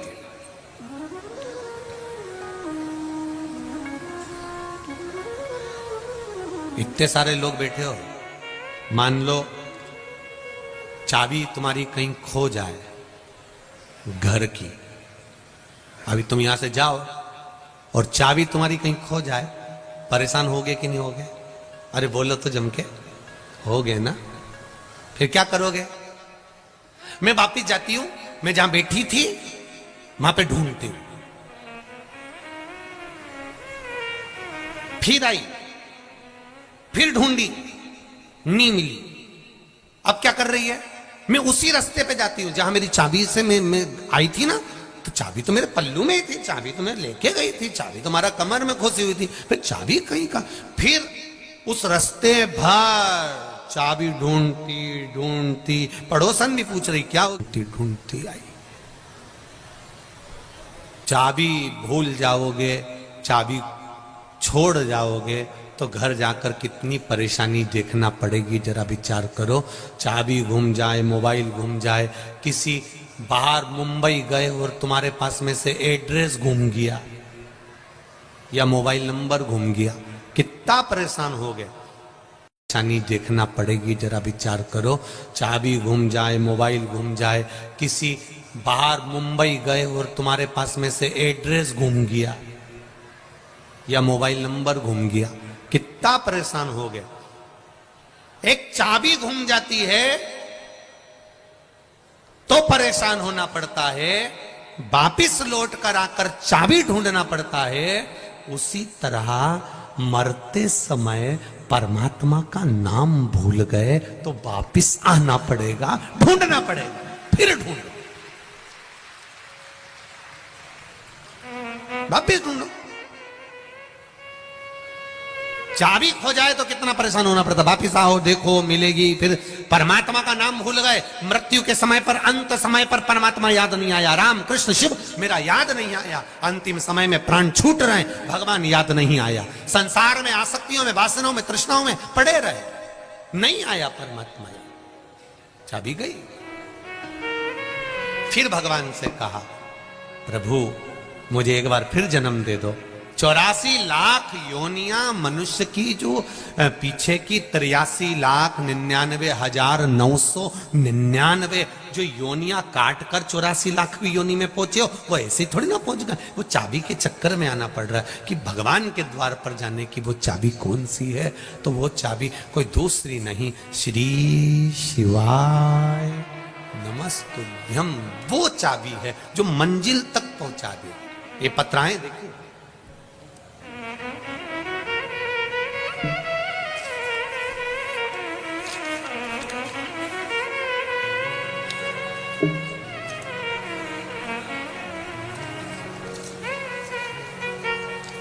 पहले एक पत्र पढ़ ले में, श्री मीरा सोनी अयोध्या उत्तर प्रदेश से आई हैं, कहीं बैठी हो मीरा जी हो, मीरा जी सोनी अयोध्या उत्तर प्रदेश से, तो हाथ हिलाइएगा, कहीं बैठी हो तो, कहीं दिख रही हो तो हाथ जरूर हिलाइएगा, कहीं दिखी हैं, पीछे हैं का, हाथ ऐसे हिला तो हमको दिख जाओगे, हाँ दिख गई, बिल्कुल आखिरी में हो, ठीक ठीक ठीक है। मीरा जी सोनी अयोध्या उत्तर प्रदेश से आई हूं। जमुना प्रसाद जी सोनी, पहले तो मीरा जी सोनी और जमुना प्रसाद जी सोनी आपको नमन करता हूं, क्योंकि आप मेरे रामलला की भूमि से आई हो, आपको प्रणाम करता हूं। आप राघव जी की धरा से आई हो, अयोध्या से आई हैं, आपको नमन करता हूं। गुरुदेव, मैं अयोध्या की निवासी हूं, मेरे बेटे की नौकरी नहीं लग रही थी, मेरा बेटा बहुत परेशान था। मैं 2020 से आपकी कथा सुन रही हूं, मैं सीहोर भी गई थी, सीहोर में मैंने आपकी कथा सुनी और पंडाल में बैठकर मैं बाबा भोलेनाथ से बोलकर आई थी कि कुबेरेश्वर बाबा की धरा पर कथा सुनने का महत्व गुरुजी बोलते हैं। तो बाबा, मैं कुबेरेश्वर की धरा पर आई हूं, सीहोर आई हूं, मेरे बेटे की नौकरी लगा दो, मैं पुनः किसी भी पंडाल में जाकर कथा जरूर सुनूंगी। गुरुजी, बाबा के आशीर्वाद से, भोलेनाथ के आशीर्वाद से मेरा बेटा उत्तर प्रदेश पुलिस में उप निरीक्षक दरोगा के पद पर चयनित हो गया है। इसलिए मैं बाबा को प्रणाम करने इस पंडाल में पहुंची हूँ। मीरा सोनी, जमुना प्रसाद सोनी, अयोध्या, उत्तर प्रदेश। प्रणाम करता हूँ मीरा जी, बहुत बहुत बधाई आपको। जमुना प्रसाद जी बहुत बहुत बधाई। बैठिए। एक पत्र और देखिए, बड़ा सुंदर। मेरा नाम पुष्पा अवस्थी है। मैं ऋषि नगर शुक्लागंज उन्नाव में रहती हूं। कहीं बैठी हो तो हाथ हिलाइएगा, कहीं बैठी हो तो दोनों हाथ हिलाइएगा। पुष्पा अवस्थी कहीं दिख रही हैं? दिख रही क्या उधर? पुष्पा जी हमें नहीं दिख रही हो, आप हाथ हिला दीजिए एक बार, जिससे कैमरे वालों को आप दिख जाएं। भले हमें ना दिख रहे हो, दिख गए कैमरे वाले को? राइट वाले पंडाल में है, सीधे हाथ पे जो पंडाल है वहां पर। दोनों हाथ हिला दो एक बार पुष्पा जी आप। हाँ आप ही हैं, दिख गए, ठीक है ठीक है। श्री शिवाय नमस्तुभ्यम। गुरु जी, मैं शिव की महिमा का क्या बखान करूं, शब्दों में वर्णन नहीं। मेरा बेटा पीयूष अवस्थी बैंक की परीक्षा की तैयारी कर रहा था। सन 2020 से ग्रेजुएशन हुआ। 2020 में पूरा करने के बाद जब मेरे बेटे ने 2021 में बैंक की परीक्षा देना शुरू किया, क्लर्क की परीक्षा में सिलेक्शन नहीं हुआ। तब हम लोग बहुत परेशान हो गए, कुछ समझ में नहीं आया। तब मैंने आपका बताया हुआ उपाय महाशिवपुराण से पशुपतिनाथ का व्रत करना शुरू किया। अगली परीक्षा का फॉर्म आया। बैंक में असिस्टेंट मैनेजर का पोस्ट की परीक्षा हुई। पहले हमने क्लर्क की परीक्षा दी, उसमें नहीं हुआ, हम हताश हो गए। तब असिस्टेंट मैनेजर की परीक्षा का पहला चरण पास आने के लिए बाबा से विनती करी। लड़का बहुत मेहनत कर रहा था। मैंने उसको शिवजी के मंदिर भेजना चालू करा। पढ़ाई के साथ में शंकर पर विश्वास करा और बाबा की कृपा से पहला चरण पास आने लगा। और पास आते आते पढ़ाई में आपके बताए गए उपाय करते रहे। मैं हर सोमवार पशुपति व्रत करने जाती थी। पहले चरण की परीक्षा वाली सुबह बेटे से बेलपत्र पर शहद लगवाकर भेजा। शिव मंदिर जाके बेलपत्र चढ़वाई और बाबा की कृपा से मंत्र कुंदकेश्वर महादेव का नाम लिया।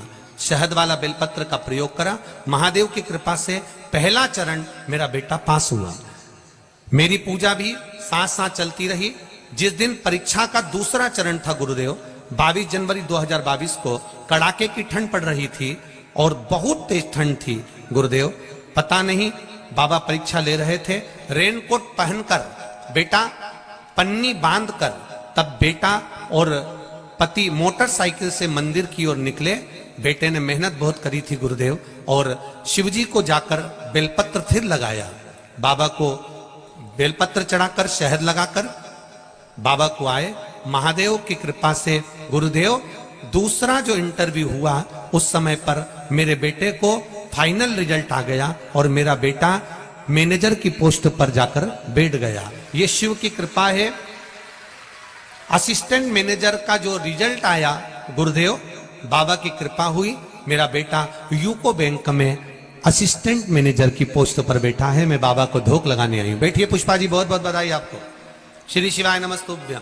तीसरा पत्र भी देखिए, जिसमें एक बहुत बड़ी कंपनी में एक साधारण सी मां के बेटे की नौकरी लग जाती है। कितनी खुश होकर कहती है, हंसू त्रिपाठी दिल्ली करवाल नगर से आई हैं। कहीं बैठी हो अंशु त्रिपाठी? कहीं बैठी हो तो हाथ हिलाइएगा। आप ही हैं? श्री शिवाय नमस्तुभ्यम। दोनों हाथ हिला दीजिए। अंशु त्रिपाठी, पशुपतिनाथ के व्रत का क्या मैं वर्णन करूं। 5 से 6 महीने से कई इंटरव्यू दे रहा था, परंतु कोई आराम नहीं था। मेरा बेटा उस इंटरव्यू में निकल नहीं रहा था। तब पशुपति व्रत करना प्रारंभ करा और शिवजी पर जल चढ़ाना प्रारंभ करा। बाबा की कृपा देखिए, 5 व्रत पूरे भी नहीं हुए थे और 2 व्रत बचे हुए थे। तब मेरे बेटे ने कंपनी में कॉल किया और कंपनी से कॉल आ गया और बाबा की कृपा से मेरे बेटे को एप्पल की कंपनी में सबसे बड़ी पोस्ट पर उसकी नौकरी लग गई। मैं बाबा को धोख लगाने आया हूं। बहुत बहुत बधाई। हिमांशु त्रिपाठी जी, आपको बहुत बहुत बधाई। श्री शिवाय नमस्तुभ्यम। बैठिए। हर हर महादेव। शिव पर करा गया भरोसा, भगवान शंकर पर की गया विश्वास। और यहां पर भी कहकर जा रहा हूं, बाबा देव अधिदेव महादेव आनंदेश्वर की इस धरा से कहकर जा रहा हूं, शिव महापुराण पर विश्वास करना, शंकर की वाणी पर विश्वास करना, मेरे ओघड़ दानी पर विश्वास करना, भरोसा रखना। संसार धोखा दे देगा पर मेरा महादेव कभी धोखा नहीं देगा, ये निश्चित है। आज कौन तारीख है?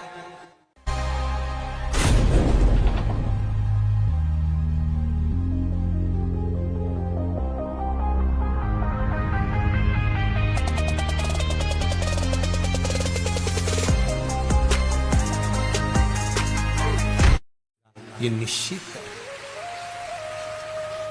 चैनल पर और मोबाइल पर, फेसबुक यूट्यूब पर दिन में वही 2 बजे से 5 बजे आई कथा पूरी सुन लेना चाहूंगा। 22 तारीख को कथा समापन होगी। ये पत्र भी छोटे पड़ेंगे 13 जनवरी की कथा को, ये निश्चितता है। महीने बाद जब मिलेंगे तो आपका भी पत्र यहां पर होगा कि बाबा ने मुझे ये दिया,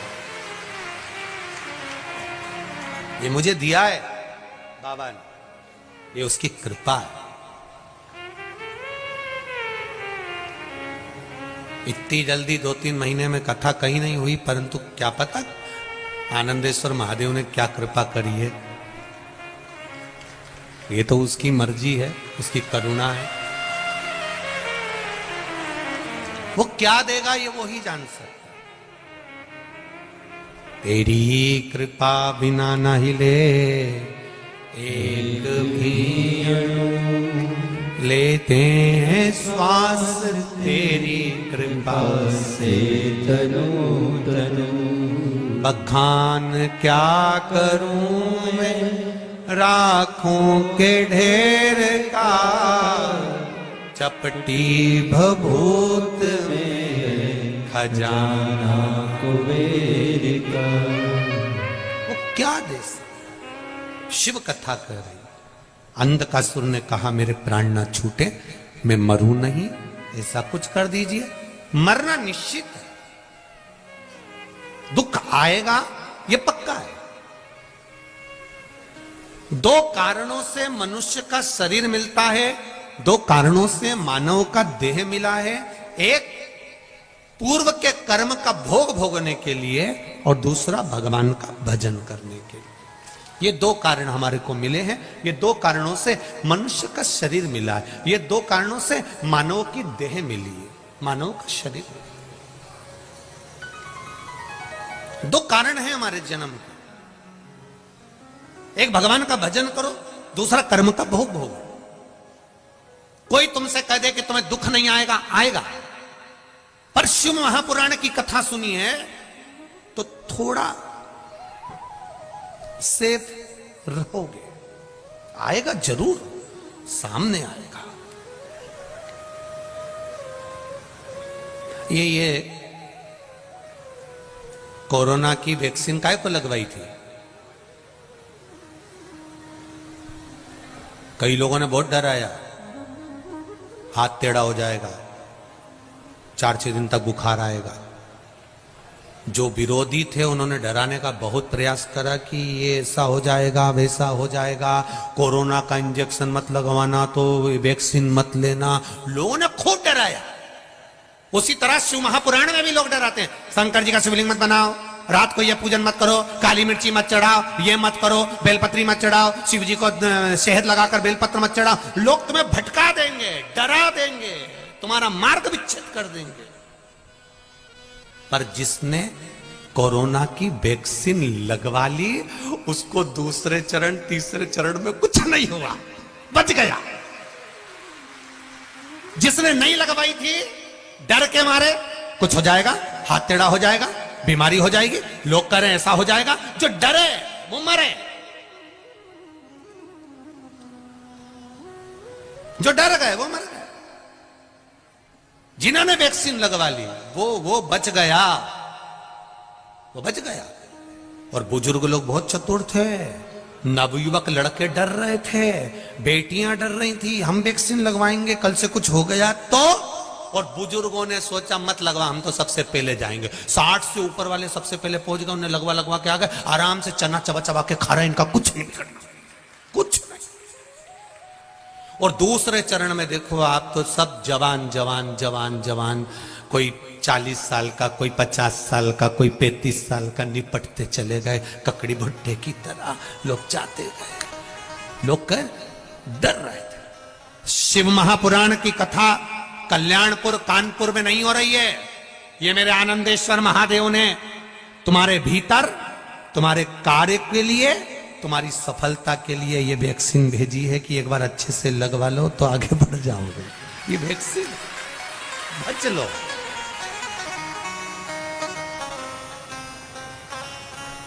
लगाओ वैक्सीन का, वो सुख है। दुख आएगा ये निश्चित है। कोई महाराज तुमसे कह दे कि तुम्हें दुख नहीं आएगा तो ऐसे महाराज जी से हमको भी मिला देना, उसमें कोई दिक्कत वाली बात नहीं है।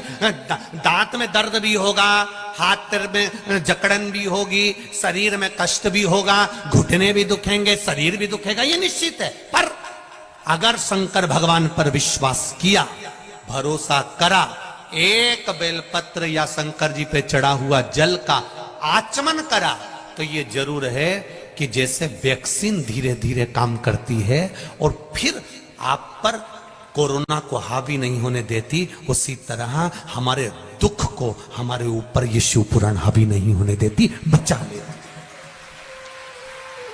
बचाएगी शिव पुराण। जिसने दिल से सुनी है वो सामने आकर खड़ी हो जाती है। ये प्रूफ है।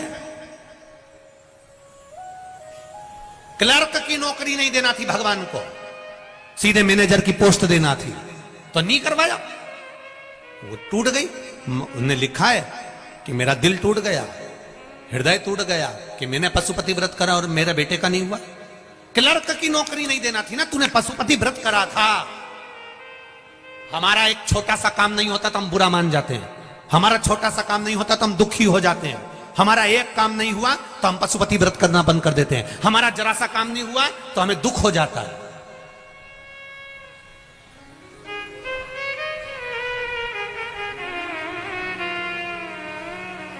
एक छोटा सा काम नहीं हुआ तो हमें दुख हो गया। जरा सोचो, परमात्मा ने क्यों नहीं करा?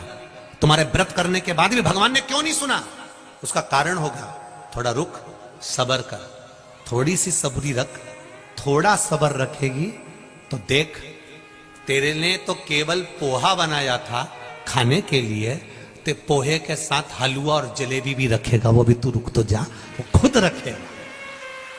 तू थोड़ा सा विश्वास तो रख, रुक थोड़ा, संभल थोड़ा, घबराना नहीं कि मैंने व्रत करा, मैंने उपास करा, मैंने शिव जी की आराधना करी, मैं रोज एक लोटा पानी चढ़ाने जाती हूँ, मैं शंकर जी के मंदिर जाती हूँ, मैं आनंदेश्वर महादेव के मंदिर जाती हूँ, मैं शिव जी की आराधना करने जाती हूँ, भगवान मेरी नहीं सुन रहा? थोड़ा रोक, शांति रख, संभल। शिव जी के भजन को और विश्वास की जरूरत है, और दृढ़ होते जा, और भरोसा पक्का करते जा, सुनेगा, सुनेगा। और जब वो सुनेगा तो सुख का अनुभव अपने आप होगा, अपने आप।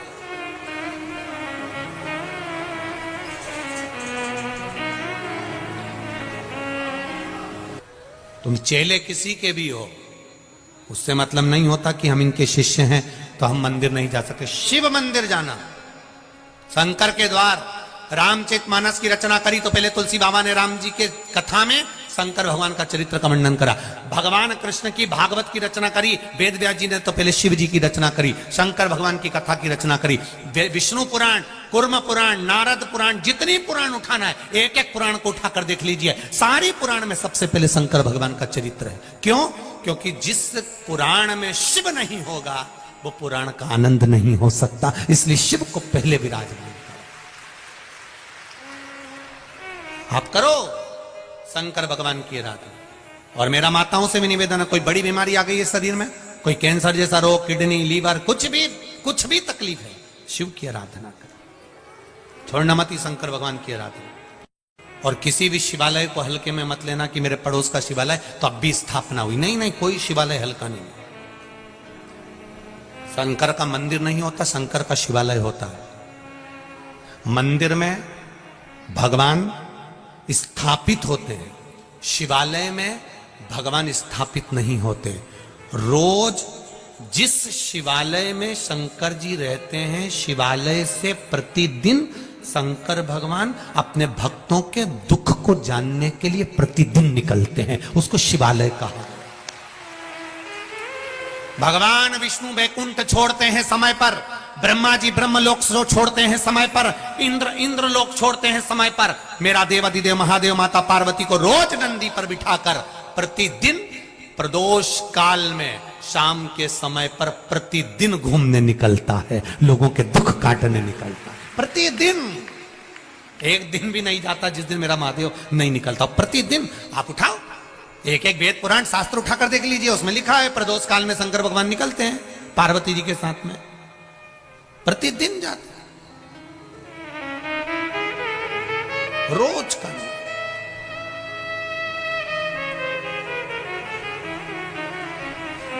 और अब तो आप लोगों पर बड़ी कृपा है, धीरे धीरे ठंड बढ़ती चली जाती है, सूर्य अस्त का समय भी नजदीक आते जाता है।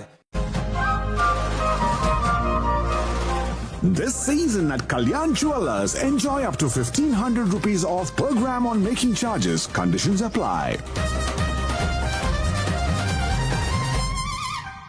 Yok. Sen benim eksi birim olmadan bence bu muhabbeti bitirelim. Bak ne güzel hala aynı yerdeyim. जाता है और कथा भी वो 2 से 5 रहती है, तो प्रदोष काल में ही चलती रहती है। उसका पूरा पुण्य देव अधिदेव महादेव की कृपा से आपको मिल जाता है। जरा विचार करिए, आपको कल की कथा में, परसों की कथा में कहा था, हेलीकॉप्टर को उतारने के लिए हेलीपैड बना होता है जिसपे एच लिखा होता है। शंकर भगवान नंदी पर चढ़कर जाते हैं पार्वती जी के साथ में। जहां शिव महापुराण की कथा हो रही है वो हेलीपैड समझ के उतर जाते हैं नीचे, शिव उतरते हैं। यहां मेरे भक्त हैं, यहां मेरा भक्त विराजमान शिव।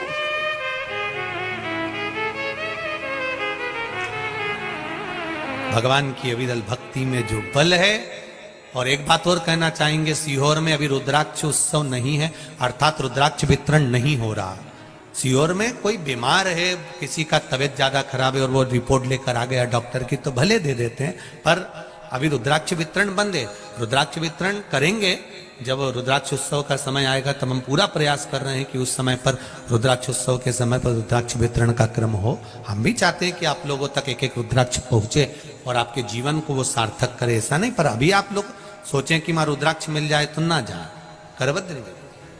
कोई बीमार है और वहां जाकर रिपोर्ट दिखाएगा तो जरूर मिल जाएगा, कार्यकर्ता दे देंगे।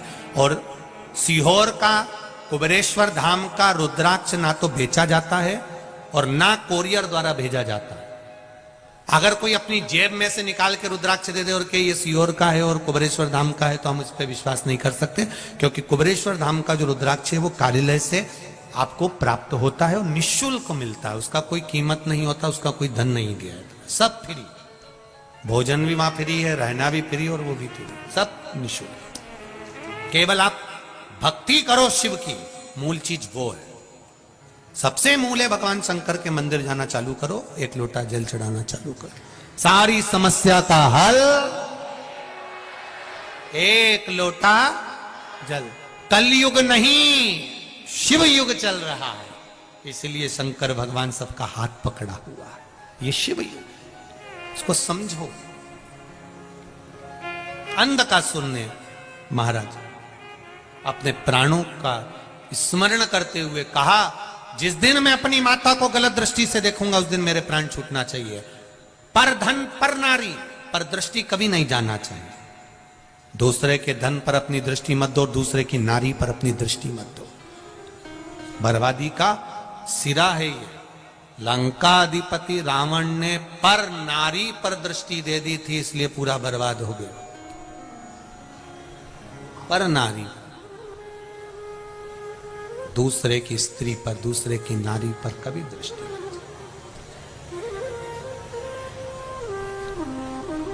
रावण ने जो गलती करी है वो गलती आप ना करें।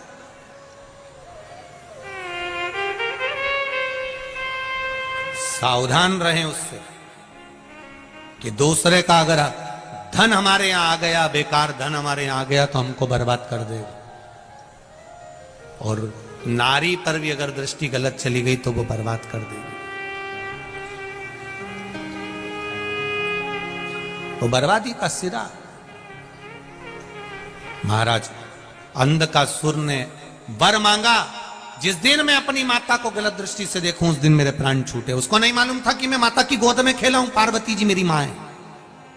उसने अपने दूतों से कहा मुझे विवाह करना है, कोई अच्छी लड़की ढूंढो, अच्छी कन्या ढूंढो, अच्छी नारी ढूंढो। किसी ने कह दिया सबसे सुंदर तो हिमालय राज की बेटी है जिसका नाम पार्वती है, बहुत सुंदर है वो। अब इसको यह नहीं मालूम कि मां तो सुंदर होती ही है। जो दुनिया में सबका भला करता है ना, जो अपने बच्चों के लिए कभी गलत नहीं सोचता है ना, जो दुनिया में सबका भला चाहता है वो हमेशा सुंदर ही बना रहता है। उसकी सुंदरता को कभी कमी नहीं आ सकती।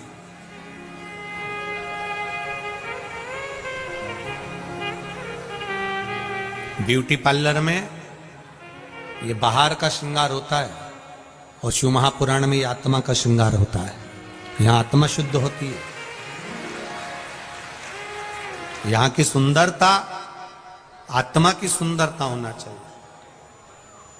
अंधकासुर ने कहा मैं विवाह किससे करूं, तो कहा हिमालय राज की कन्या बड़ी सुंदर, पर उसका विवाह हो गया है भगवान शंकर के साथ। शिव जी के साथ विवाह हो गया, हाँ, तो क्या हुआ? मैं उसको अपना बनाना चाहता हूं। कि सुंदर कितनी है। पार्वती जी को देखने के लिए अंधकासुर चले गया और शिव जी के भवन के बाहर, कैलाश अधिपति की गुफा के बाहर, माता अमर गुफा के बाहर कुछ कार्य के लिए आई थी और अंधकासुर ने उनको दृष्टि से देख लिया। एक देखने का भी तरीका होता है, एक देखने का भी तरीका होता है। स्वामी विवेकानंद जी जब विदेश में गए तो उनकी सुंदरता बड़ी प्रबल थी, बहुत सुंदर थे स्वामी विवेकानंद जी।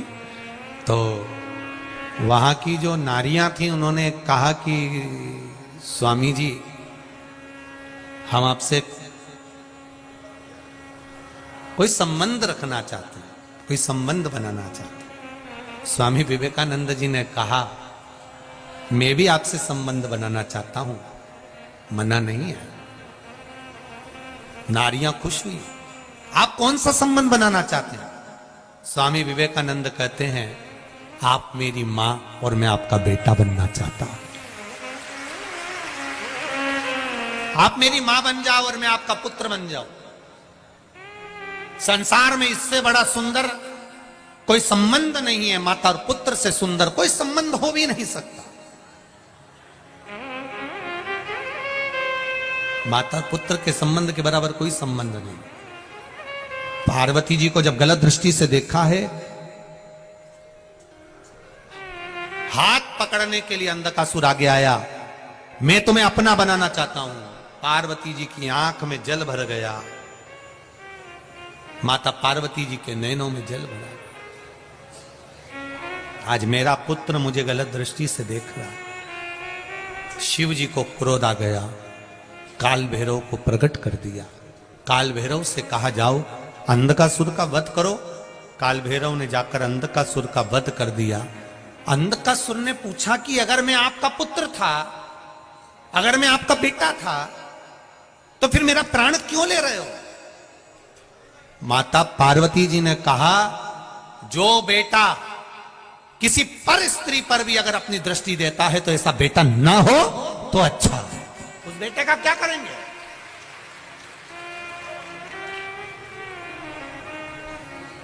ऐसा बेटा किस काम का?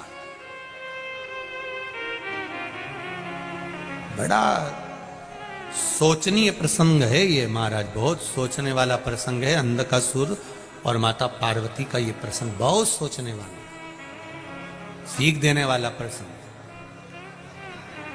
अपने बच्चों को समझाइए, अपने बच्चों को ज्ञान दीजिए, बेटा अपनी जिंदगी में पर धन और पर नारी से दूरी बनाकर रखना।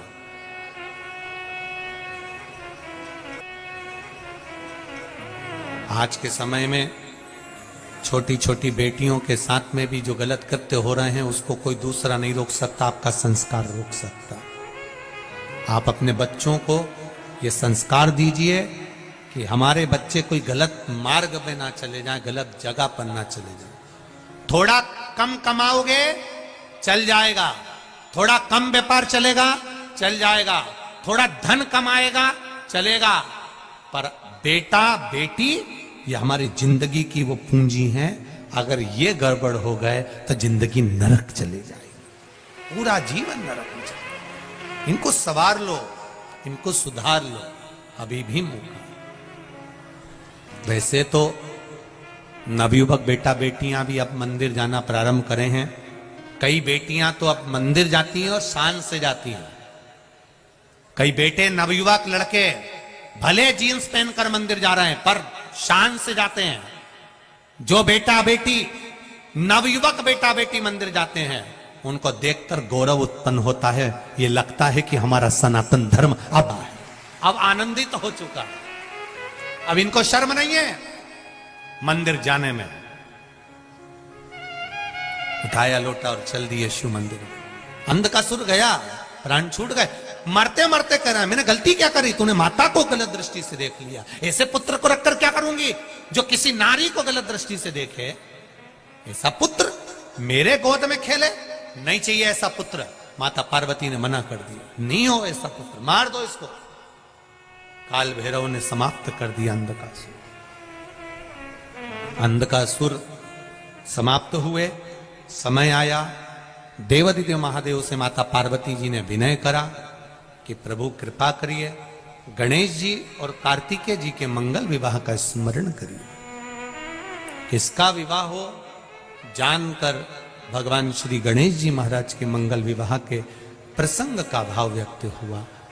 गणेश जी महाराज का विवाह तो करना चाहती हैं मां, पर कार्तिकेय सुंदर हैं और गणेश जी को तो मुख भी लगा है तो हाथी का लगा है। तब विश्व रूप जी की कन्या के साथ में गणेश जी का विवाह पक्का हुआ। रिद्धि सिद्धि के साथ गणेश जी महाराज पधार रहे हैं। जोरदार ताली बजाकर स्वागत करें।